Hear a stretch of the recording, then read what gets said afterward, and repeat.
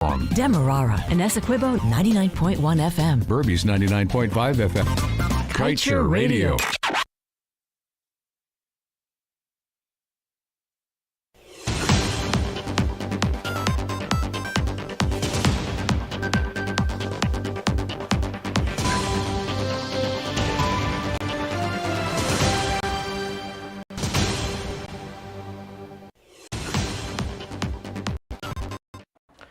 Good afternoon. Welcome to your Friday, January 27th newscast. My name is Josh Van Slykeman. Thank you for joining us. The Ministry of Natural Resources will be pursuing activities for 2023, all in an effort to ensure better management of Guyana's oil resources. According to Natural Resources Minister Vikram Bharat, some of these works will include the implementation of the extreme oil and gas policy strategy. The policy is also regarded as crucial since it is expected to address the full spectrum of exploration, development, production and decommissioning of oil and gas resources. It is also needed to establish a firm basis for putting in place the necessary legislation and regulation and other aspects of institutional framework required for the efficient development of the sector.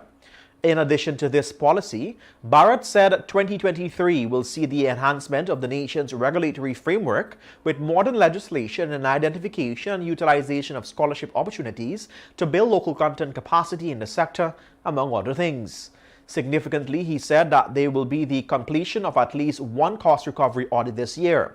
It should be noted that there are two outstanding audits reports, one for the audit of ExxonMobil's $460 million US pre-contract cost and the audit of the $7.3 billion US dollars for the period 2018 to 2020. We turn our attention to budget debates 2023. Opposition Member of Parliament and General Secretary of the Guyana Teachers Union, Greta MacDonald, called for better treatment of the country's teachers as she withheld her support for the 2023 budget when the debates continued on Thursday. MacDonald told the National Assembly that Budget 2023 perpetuates underpaid teachers and hungry children in classrooms, adding that the education system is plagued with violence in the schools and the burning of the learning institutions. Education in crisis, the MP and the union leader said.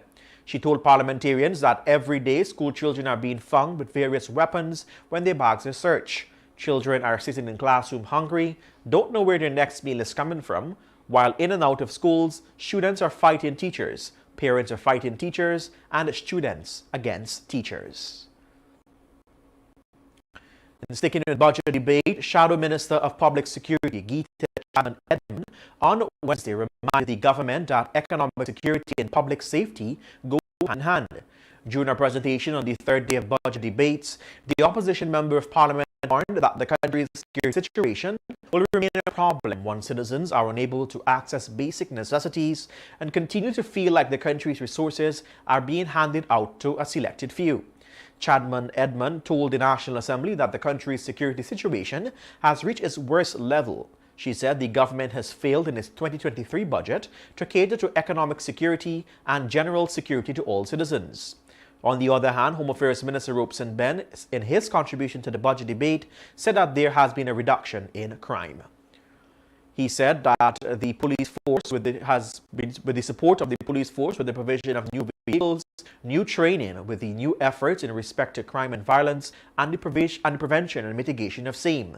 The minister said too that the police have been charged with a new approach on one that is more compassionate, and that the police should take a less lethal resort while engaging the public. Additionally, Ben said that there has been a dramatic increase in the seizure of narcotics, more arrests related to all illegal activities, and a tremendous increase in prison population by over 14%.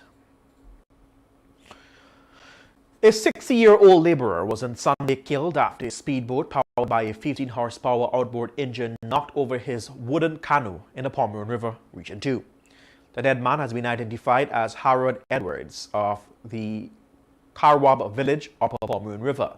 According to Police Commander of the Region 2 District, Kemraj Shivbaran, Edwards was reportedly fishing in the river when he met his demise.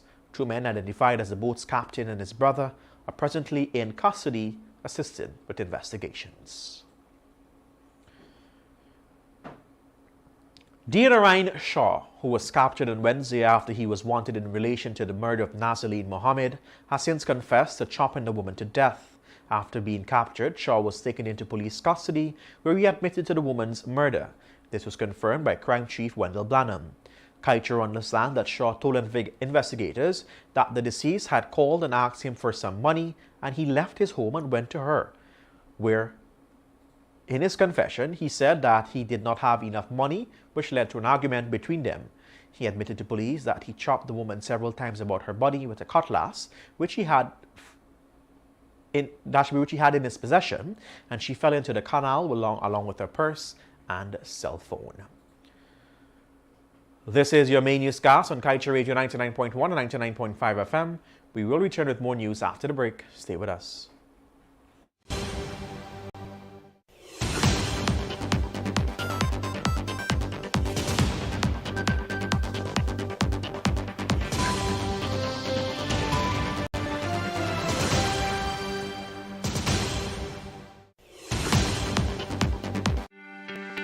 This is GHK Lal inviting you to join me weekdays from Monday to Friday on the National Outlook for commentary on a range of issues, immediately after the 12 noon and 7 p.m. newscasts on Kaieteur Radio at 99.1 FM and 99.5 FM. Looking forward to you sharing in the conversation.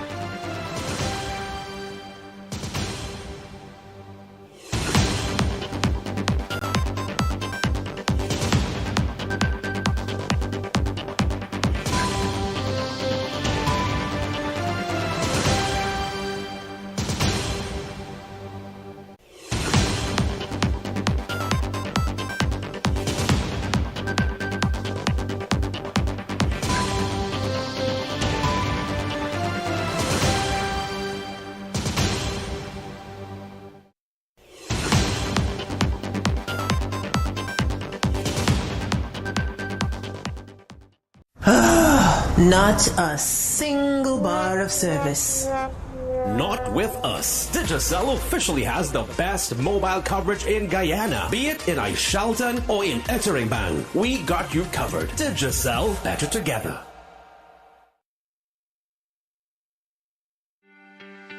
This is GHK Lal inviting you to join me weekdays from Monday to Friday on the National Outlook for commentary on a range of issues, immediately after the 12 noon and 7 p.m. newscasts on Kaieteur Radio at 99.1 FM and 99.5 FM. Looking forward to you sharing in the conversation.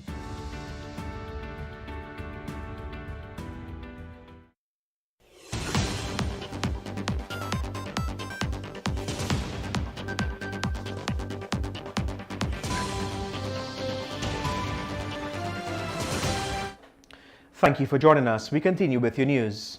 Guyanese authorities recently disclosed that part of the $44 million World Bank loan will be used to hire a consultant to carry out a rapid assessment of the nation's current workforce, as well as an analysis of inherent skills gaps and any potential migrant labor needs.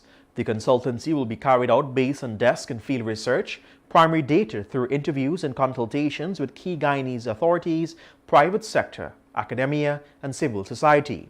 The consultancy is expected to be completed within 6 months, and the preliminary conclusions and recommendations of the study will be available within 4 months of the commencement of the contract to be awarded by the Ministry of Education.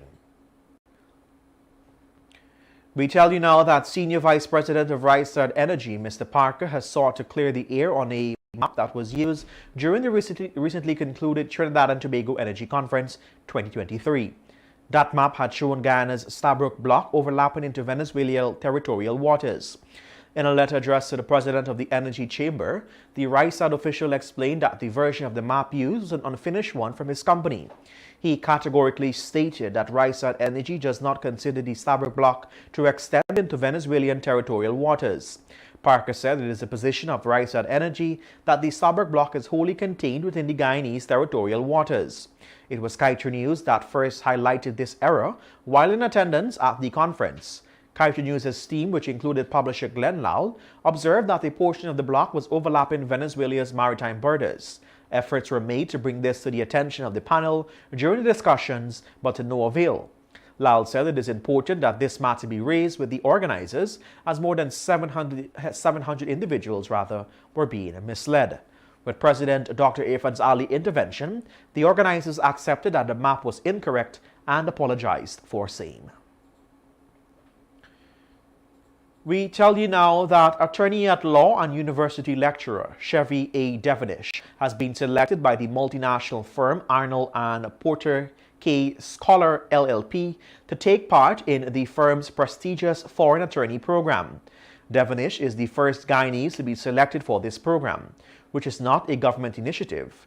Recruitment are vetted and handled exclusively by the firm Arnold and Porter, and is a multinational firm employing almost 1,000 attorneys participating in approximately 40 areas in 14 offices across the globe. They practice areas include international corporate law, international financing, and international.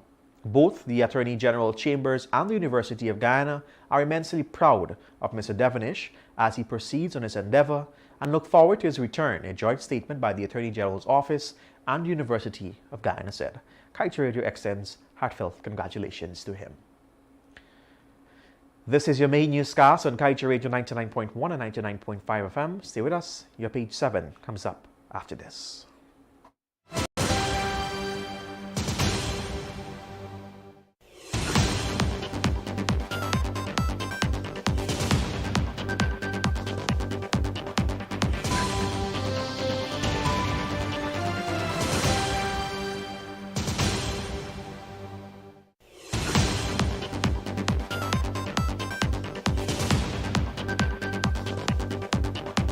It is our time for your blunt titled Hess Making More Money Than Guyana. Hess has only a partial share in Guyana's oil, but is making more money than Guyana, which owns all of it. $2 billion US from 3 ships only. Guyana just got over $1 billion last year, and everything belongs to us. Isn't this robbery, criminality, and stupidity? And with that, we've come to the end of your main newscast on Kaieteur Radio 99.1 and 99.5 FM. My name is Joshua Van Slijkman. Thank you for joining us. Continue to join us all day on Kaieteur Radio to bring to you news on the top of the hour and our main newscast at 7 a.m., 12 noon, and 7 p.m. Goodbye.